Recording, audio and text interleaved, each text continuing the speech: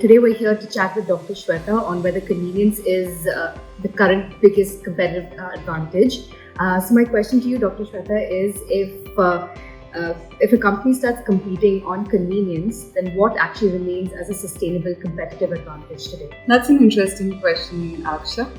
Obviously, when convenience becomes a standard, it does not help differentiate.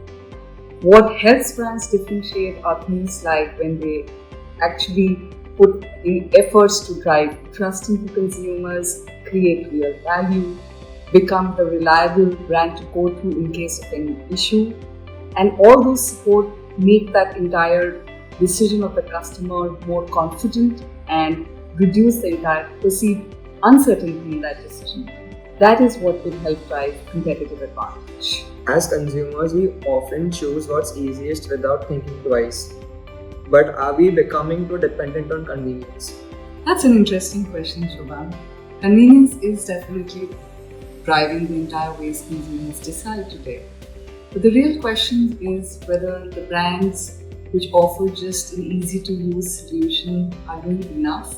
Are they really creating value for the consumer? I did some research some time back on food delivery apps across Asia, and what I figured out was that convenience really drives only the first time use, and long habits are actually dependent a lot on social and cultural context. I'm very curious about the question. With all this convenience all around you, how is your generation evolving? Are your expectations still around convenience or something more?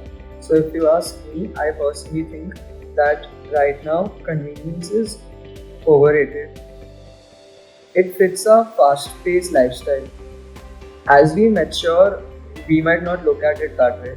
We might look at trust, loyalty, things like that, over instant gratification. So my question to you is, what do you see growing in the near future, AI or HR?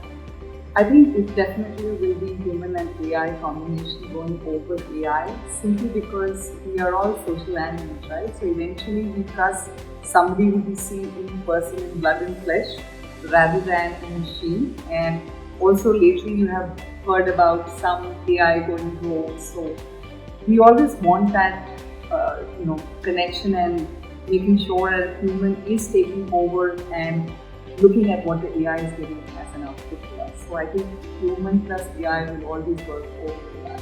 It was really nice talking to both of you, and I really want to have this kind of continuity going forward.